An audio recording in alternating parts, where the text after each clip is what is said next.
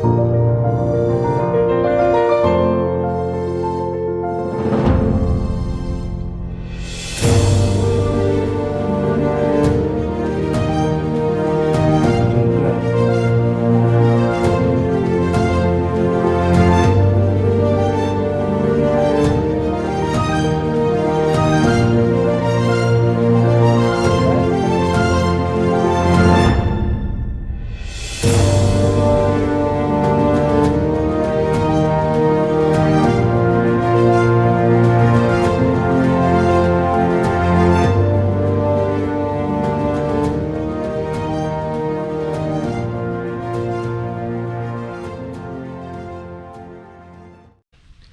दोस्तों, आज हम लोग देखने जा रहे हैं छत्तीसगढ़ की संस्कृति, यहाँ की जनजाति, उनका जीवन, रहन सहन, उनकी कला और पूरे छत्तीसगढ़ के प्रमुख पर्यटक और तीर्थ स्थल को हूबहू मूर्तियों के द्वारा दर्शाता ये खूबसूरत सा गार्डन, जिसका नाम है पुरखोत्ती मुक्तांगन।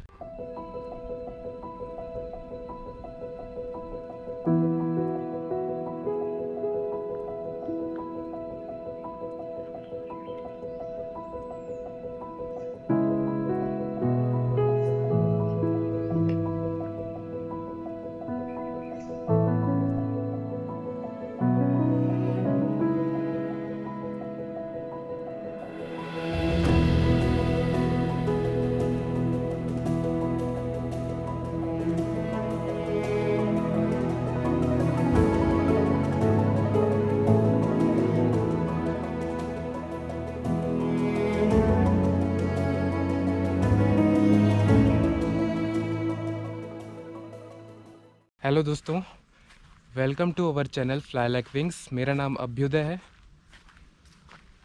और हम पुरखोत्ती मुक्तांगन गार्डन में आ चुके हैं।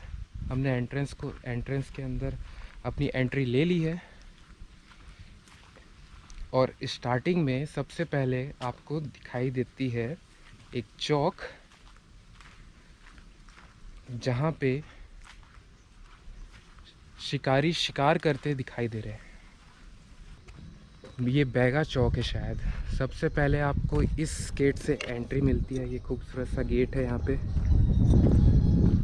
इस गेट से एंटर होते ही आपको दिखाई देती है इन धनुर्धारी की प्रतिमा। यहाँ पे दिखाया जा रहा है कि शिकार कैसे होता है। यहाँ पे शिकारी शिकार कर रहे हैं भालू का। दो शिकारी तीर धनुष के साथ हैं, दो मशाल पकड़े हुए हैं और एक डंडा पकड़ा हुआ है। सो यहाँ पे शिकार हो रहा है। सबसे पहले आपको देखने को मिलता है बैगा चौक, जहाँ पे शिकारी शिकार करते हुए दिखाई देते हैं। और यहाँ से हम एंटर होते हैं डंडा मिमाड़िया पद पे।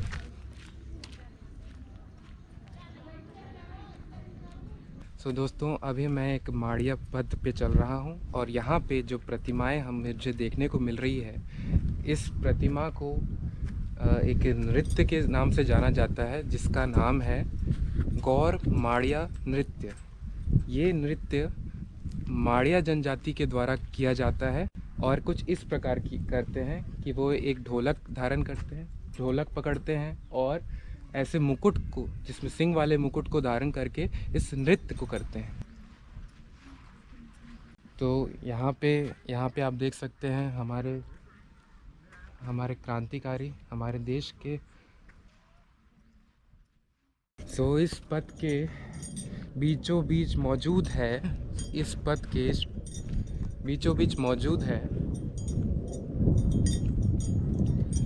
छत्तीसगढ़ चौक।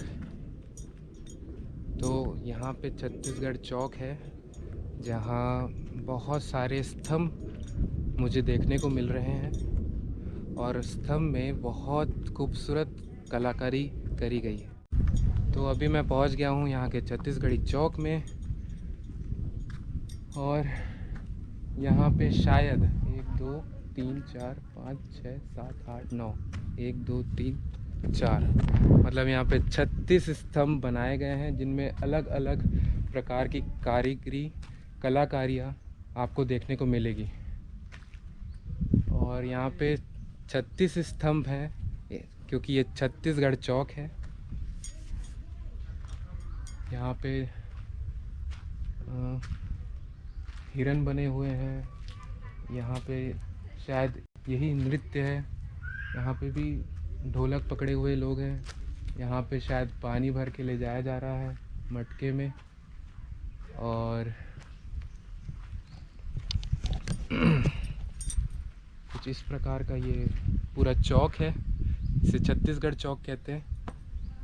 और यहाँ पे क्या देखने को मिल रहा है, यहाँ पे भी बहुत सारी मूर्तियाँ रखी गई है। इस मूर्तियों में एक महिला है जो बच्चे के साथ है। और यहाँ पे छेनी हथौड़ी लेके कुछ बनाया जा रहा है। पता नहीं क्या बनाया जा रहा है।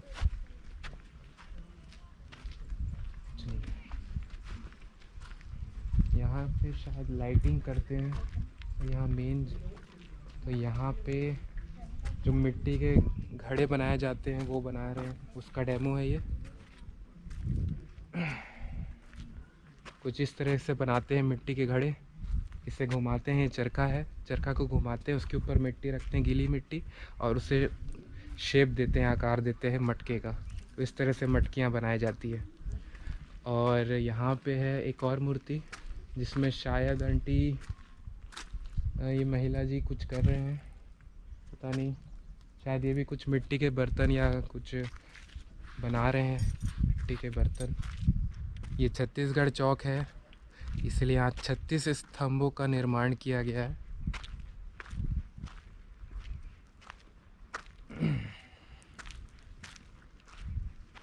और यहाँ आगे भी जो पथ, माड़िया पथ जो जा रहा है, वहाँ दोनों तरफ ऐसे मूर्तियाँ बनाई गई है जो कि गौर माड़िया जनजाति नृत्य को प्रदर्शित करता है। ये दोनों तरफ आपको देखने को मिल रही है। ये बहुत ही फेमस माड़िया जनजाति नृत्य है। और इस तरफ चलते हैं और देखते हैं यहाँ हमको क्या देखने को मिलता है।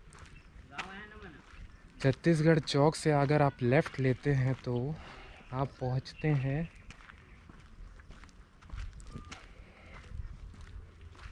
छत्तीसगढ़ जनजाति द्वारा पहने जाने वाला आभूषण और उनके वस्त्र। बहुत ही खूबसूरत सा गार्डन है, फूल पौधे पेड़ लगाए गए हैं और पथ बहुत साफ़ सुथरा ट्रैक बनाया गया है। और यहाँ के फूल देखिए कितने सुंदर सुंदर फूल है, वाइट वाले। यहाँ पे हमें देखने को मिलेंगे आभूषण जो कि यहाँ की जनजाति द्वारा पहना जाता है। और यहाँ पे हमें देखने को मिलते हैं कड़े, कंगन, झुमके और पायल। यहाँ दीवालों में भी जो कलाकारी दिखाई गई है, ये सब यहाँ के आभूषण हैं जो कि यहाँ की महिलाएं, यहाँ की आदिवासी महिलाएं पहनती है, इन्हें धारण करती है। और यहाँ पे एक छोटा सा स्टेज बना हुआ है, शेड बना हुआ है, ताकि आप यहाँ पे आराम से आके बैठ सके। हाँ, तो ये भी शायद क्या था यार, कान में क्या पहनते हैं, झुमका। हाँ, ये झुमका है। तो झुमका का स्टेज है, ये देखिए, छोटा सा शेड बनाया है जिसके नीचे एक टेबल रखा गया है, आप वहाँ पे बैठ सकते हैं। और यहाँ पे है कंगन लग रहे हैं, ये कंगन है या कड़ा है। और इसमें जो कलाकारी की गई है, इतने सटीक तराशा गया है, देखिए इसमें जो डिज़ाइन दिया गया है। और दोनों तरफ मुंह है इसके। मेरे ख्याल से ये कड़ा है या कंगन है। और यहाँ पे हमें देखने को मिलती है पैरों में पहने जाने वाली पायल। तो ये पायल है, इसमें भी फूल बना हुआ है और कितने अच्छे से तराशा गया है, देखिए। और यहाँ पूरी दीवारों में झुमके और पायल जो गले में पहनते हैं शायद इसे, उसे यहाँ पे बनाया गया है और पूरी दीवारों में इसे बनाया गया है। तो ये कुछ आभूषण हैं जो यहाँ की महिलाएं, आदिवासी महिलाएं पहनती है। और यहाँ पे एक डेमो है जिसमें एक महिला की मूर्ति बनी गई है जो इन सारे आभूषणों को पहनी हुई है, जिसे मैं आपको दिखाता हूँ। ओके, तो इस टाइप से महिला पहन रही है कड़ा। हाँ, वो शायद पैर में पहनने वाला कड़ा ही है वो। और इसको क्या बोलते हैं यार, कंगन। हाँ, हाथों में कंगन और ये मालाएं पहनती है। इसमें जो फूल लगे हुए हैं माला में, रुद्राक्ष है और कुछ एक फूल है। और कानों में झुमके लगाए गए हैं जो कि दीवारों में आप देख सकते हैं, बड़े बड़े झुमके। तो कुछ इस तरह से पहनती है महिलाएं यहाँ की। बहुत अच्छे से दिखाया गया है। तो ये है यहाँ का कड़ा जो कि उस वहाँ महिला जो पहन रही थी वो कड़ा है ये। और वहाँ सामने भी सेम कड़ा है। और यहाँ के पूरा गार्डन में जो दीवार आपको बाउंड्री दिख रही है, उस पूरी बाउंड्री में यहाँ के आदिवासी जनजाति द्वारा पहने गए आभूषणों को दिखाया गया है।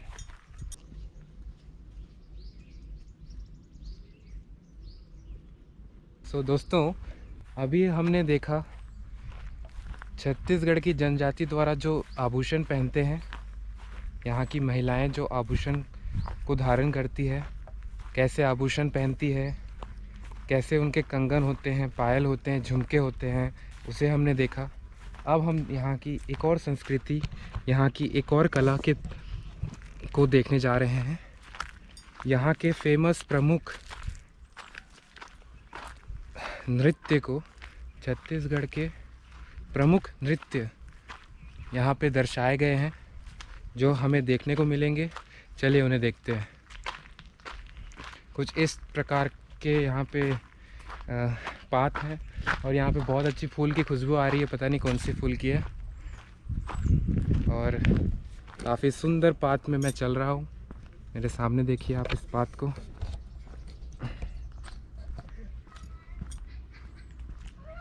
तो दोस्तों, सबसे पहले मुझे देखने को मिल रहा है पंथी नृत्य। तो ये पंथी नृत्य है, आप देख सकते हैं यहाँ पे कुछ इस प्रकार से किया जाता है ये पंथी नृत्य। और ये नृत्य सतनामी समुदाय का प्रमुख नृत्य है। इस नृत्य में जो गीत बोले जाते हैं वे श्री सद्गुरु घासीदास जी का चित्रण गायन किया जाता है। और इस नृत्य में, पंथी नृत्य में, एक मुख्य नाटक होता है जो गीत गाता है और बाकी के सदस्य उस गीत को दोहराते हैं और नाचते हैं। तो ये है दोस्तों पंथी नृत्य। बहुत ही खूबसूरत है ना। तो दोस्तों, आप मेरे पीछे देख रहे हैं माड़िया जनजाति द्वारा किया जाने वाला एक बहुत ही खास नृत्य जिसे गौर माड़िया नृत्य कहा जाता है। गौर माड़िया नृत्य। तो इस तरीके से किया जाता है। महिलाएं डंडा लेके नाचती है। कुछ इस तरह के वस्त्र होते हैं इनका पहनावा। और पीछे ही जो पुरुष होते हैं वो ऐसे ढोलक और इस तरह के वस्त्र को पहनकर और सर पे मुकुट, सिंग वाले मुकुट लगाकर नाचते हैं। तो ये है माड़िया जनजाति द्वारा किया जाने वाला गौर माड़िया नृत्य। देखिए कितना खूबसूरत है। अभी मैं देखने जा रहा हूँ, आपको दिखाने जा रहा हूँ शैला नृत्य। तो ये है शैला नृत्य। तो कुछ इस तरह से होता है शैला नृत्य। इस नृत्य में केवल पुरुष ही भाग ले सकते हैं और पुरुष कुछ इस तरह की वस्त्र को धारण करते हैं जिनमें आप देख सकते हैं सर में रंग बिरंगी पगड़ी होती है, हाथों में मोटे मोटे डंडे होते हैं और कुछ इस तरह से गोल चक्र बना के बांसुरी और ढोलक के ताल से अपनी डंडों को एक दूसरे के डंडों से टकराते हुए ताल में झूमते हुए इस नृत्य को खूबसूरती से करते हैं। तो कुछ इस तरीके से शैला नृत्य किया जाता है। तो अब हम देखने जा रहे हैं एक और फेमस नृत्य को, जिसका नाम है सुआ नृत्य। सुआ का अर्थ होता है तोता। इसमें महिलाएं और किशोरियों द्वारा ये नृत्य को किया जाता है और कुछ इस प्रकार इस नृत्य को करते हैं। देखिए कुछ इस तरह करते हैं। तोते को बीच में रखकर महिलाएं संदेश तोते को गीत गाकर कहती है। तो इस खूबसूरत नृत्य का नाम है सुआ नृत्य। तो ये कुछ ऐसा होता है गेड़ी नृत्य। इसमें इस तरह के बम्बू स्टिक में खड़े होकर इस नृत्य को करा जाता है। बीच में इस तरह से लोग खड़े होकर ढोलक बजाते हैं और कुछ इस तरह बैलेंस करके इस बैम्बू स्टिक पे बैलेंस करके इस नृत्य को किया जाता है। इसी बैम्बू को बोलते हैं गेड़ी। इसे गेड़ी कहते हैं, इसीलिए इस नृत्य का नाम है गेड़ी नृत्य। तो कुछ इस तरह से होता है गेड़ी नृत्य और ये मुरिया जनजाति के द्वारा किया जाता है। मुरिया जनजाति का बहुत ही विशेष नृत्य है ये। तो ये था गेड़ी नृत्य। और अब हम इस खूबसूरत, देखिए यहाँ पे बहुत खूबसूरत खूबसूरत फूल हैं, पेड़ हैं, देखिए कितने खूबसूरत खूबसूरत, देखिए। तो अब हम लोग जा रहे हैं यहाँ की जनजाति द्वारा उनका रहन सहन, उनके घर और उनकी कलाकृति को देखने। यहाँ से सारे नृत्यों को देखने के बाद, बहुत ही प्रमुख और प्रसिद्ध नृत्य देखने के बाद, अब हम आगे की ओर बढ़ते हैं और छत्तीसगढ़ चौक से होते हुए अब हम लोग आमचो बस्तर, आमचो गांव देखने जाते हैं। चलिए देखते हैं उसको भी कैसा लगता है। तो ये आमचो गांव का एंट्रेंस है और एंट्रेंस मुझे देखने से लगता है ये दंतेश्वरी मंदिर, जो जगदलपुर में दंतेश्वरी मंदिर है, राजमहल का जो मुख्य द्वार है, कुछ उसी तरह ये दिखता है, देखिए। तो चलिए अब अंदर चलते हैं। तो देखते हैं यहाँ पे क्या क्या देखने को मिलता है। तो यहाँ पे घर हैं और एक मंदिर है जो नारायण पाल मंदिर है। जगदलपुर में बहुत ही प्रसिद्ध प्राचीन मंदिर है जिसका नाम नारायण पाल है और ठीक मेरे पीछे ही है ये मंदिर। लेकिन उससे पहले मैं देखना चाहता हूँ घोटुल। तो कुछ ऐसा गेट है यहाँ पे। चलिए इसके अंदर चलते हैं। हेलो, कैसा लग रहा है आप सभी को ये गार्डन? अच्छा। आप लोग को ये घर कैसा लग रहा है ये बताओ। अच्छा। बहुत अच्छा लगा। मैं प्रॉपर बस्तर का हूँ, पता है। ये सब बचपन से देखता आ रहा हूँ। और क्या बताऊँ मैं।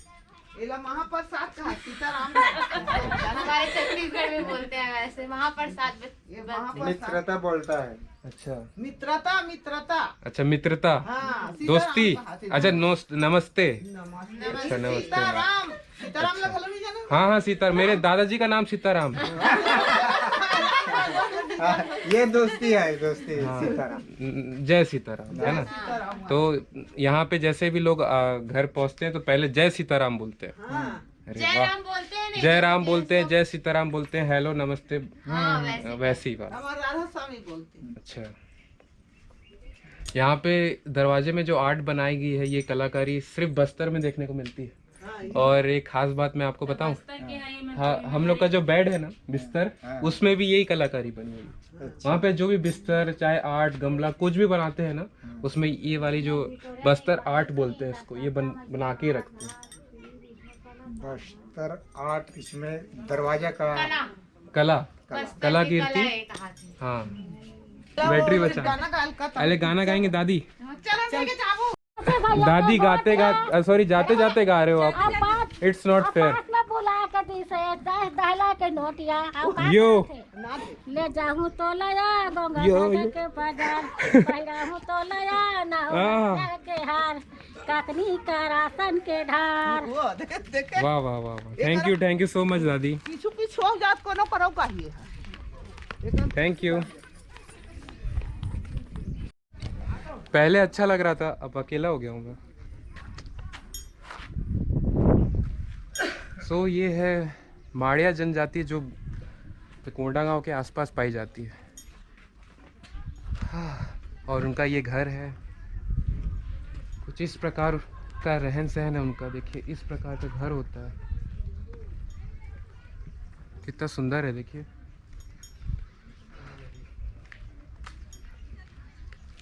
चारों तरफ दीवारों में कलाकारी की गई है। और ये जो कलर है ये नेचुरल कलर है, किसी मिट्टी से बनाया जाता है कलर। तो अब मैं हूँ धुर्वा होले के आवास गृह में। चलिए इससे भी देख लेते हैं। यहाँ की बाउंड्री पत्थरों से बनाई गई है।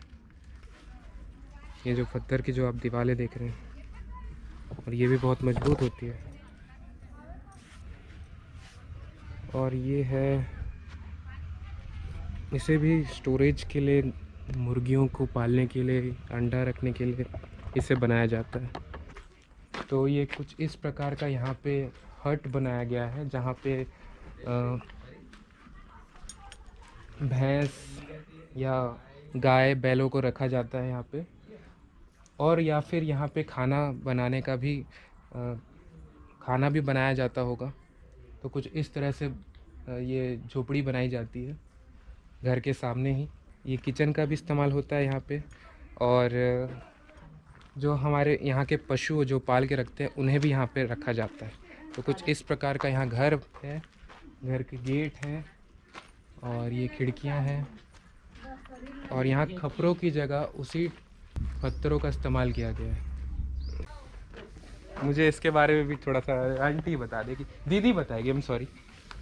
हाँ दीदी, यहाँ पे एक औजार है जिसे हम लोग कूटने में इस्तेमाल करते हैं ना। ढेकी। रुको मैं आपको ठीक से शूट कर लेता हूँ। ये ढेकी बोलते हैं इसको। अब आंटी बताएगी ये क्या है। यहाँ पर डालता है धान। अच्छा, यहाँ पे डालते हैं धान। हाँ। यहाँ पे, और इसे पैर से इस तरह ऐसे मारता है। ओके, तो ये उठता है और नीचे जाता है। हाँ। अब इसमें कितना टाइम लगता है आप सोच सकते हैं। हाँ। कितना टाइम लगता होगा आप बहुत टाइम लग जाएगा, दो या 1 घंटे तक करते रहो। वो भी कितना होगा, इतना सा। हाँ? हाँ। चलो, लेकिन अब हम यहाँ से थोड़ा आगे पहुँच गए हैं ना। पहले जमाने के लोग इस टाइप से यूज करते थे। चलो, क्या बोले थे आप इसको? ढेकी। ढेकी। अच्छा, ये ढेकी है। कितने अच्छे से बनाया गया है ना, पूरा लकड़ियों से बना है ढेकी। यहाँ पे जो हल जिससे जोतते हैं वो रखा गया है, इसे क्या बोलते हैं मुझे नहीं पता। लेकिन आप देख सकते हैं किस तरह से इस घर के चारों तरफ इस पत्थरों की दीवार को बनाया गया है। और इस दीवार से इस घर की प्रोटेक्शन होती है बड़े जानवरों से, ताकि बड़े जानवर घर के अंदर ना आ सकें। और ये पूरा घर के चारों तरफ इतना बड़ा आंगन है, तो इतना बढ़िया लग रहा है यहाँ पे। इतना बड़ा आंगन, कहीं पे भी आप बैठ सकते हो आराम से। इतना प्यारा, ठंडक लग रही है, चारों तरफ बाउंड्री है और बहुत खूबसूरत सा घर है। और अब हम लोग यहाँ इस घर के बाजू वाले घर में चलते हैं और देखते हैं वहाँ हमको क्या देखने को मिलता है। तो यहाँ पे ये क्या है, ये भी एक घर है। यहाँ पे लिखा है मोरिया लॉन। यहाँ पे भी इस तरह का स्तंभ बनाया गया है, ये शादियों के लिए काम आता है। हर घर में ऐसे स्तंभ आपको देखने को मिलेंगे। और यहाँ पे शायद गाय बैलों को बांध के रखा जाता है। और इसमें जो पानी दिया जाता है गायों के लिए, पानी रखा जाता है ताकि गाय और बाकी जानवर पी सके। ये छोटा सा हाउस जिसमें मुर्गी रखते हैं, कुछ इस प्रकार का घर है। पूरी कवेली वाला घर है। और यहाँ की ये भैंस बनाया है, और ये मछली है, और ये आदमी है। तो इस तरह से कलाकारी की गई है पूरे दरवाजे में। और आप इसे देखिए, किस तरीके से बनाया गया है इसे।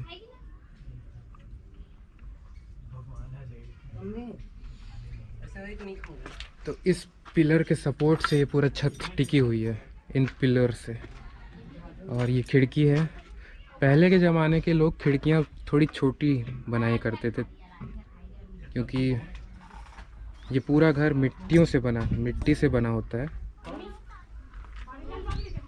और अगर खिड़की बड़ी बना देंगे तो शायद दीवार कमज़ोर हो जाएगी, इसीलिए खिड़कियाँ छोटी बनाई जाती है। तो अब दोस्तों हम लोग हैं कोया लॉन, माड़िया आदिवासी संकुल। कितना सुंदर है, देखिए ये कोया लॉन है।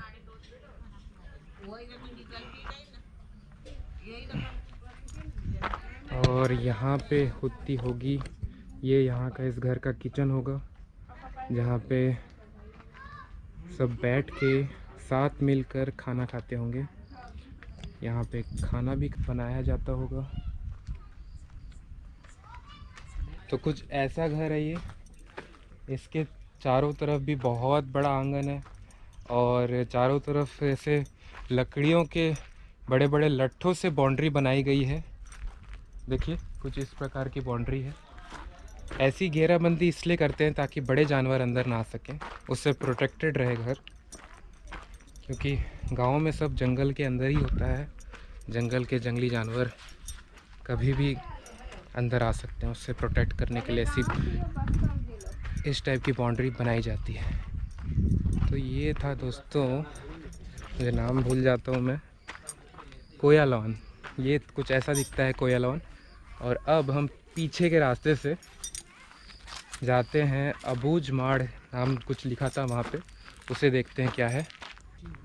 यहाँ पे सब जो घर देखे थे हमने, सबको खपरों की छत थी इन घरों में। लेकिन अब जहाँ मैं जा रहा हूँ वहाँ पे जो धान होती है उसी की छत बनाई गई है।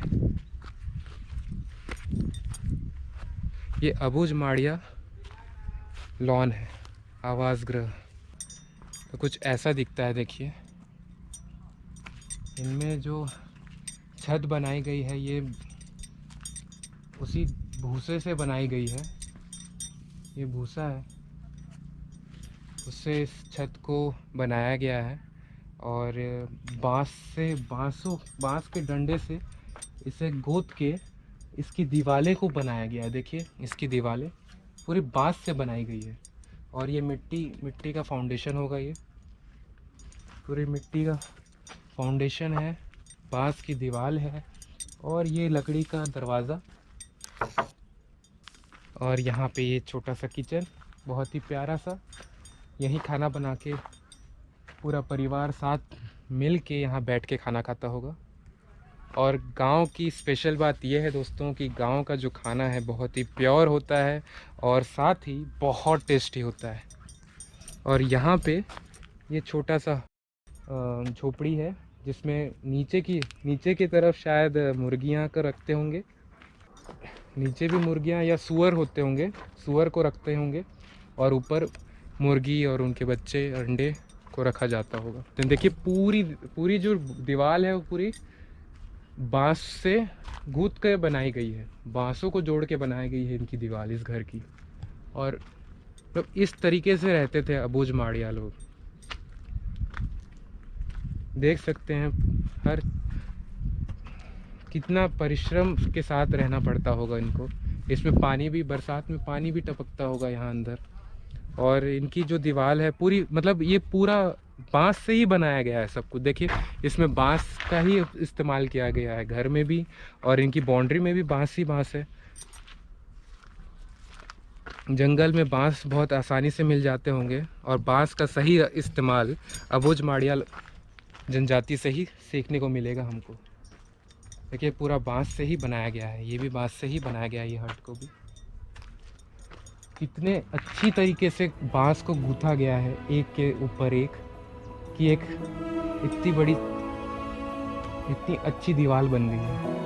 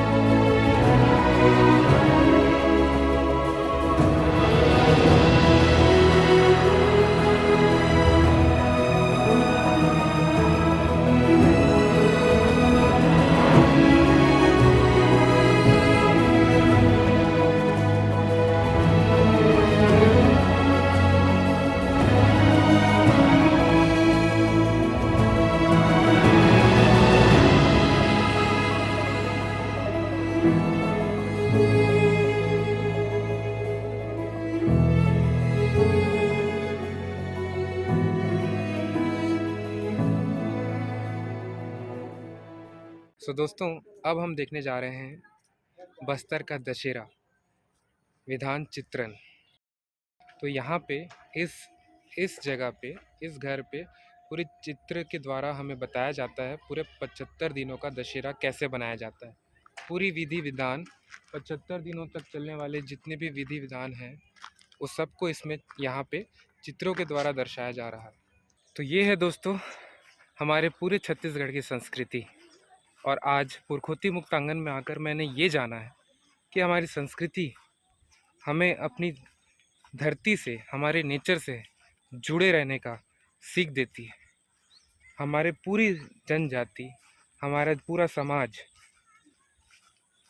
की संस्कृति को देखकर यही समझ में आता है कि वो कितने जुड़े हैं नेचर से और कितने सम्मानपूर्वक हर विधि विधान को करते हैं। यहाँ तक कि कितने अच्छे से पूजते हैं, कितने अच्छे घर होते हैं, कितने अच्छे संस्कार होते हैं।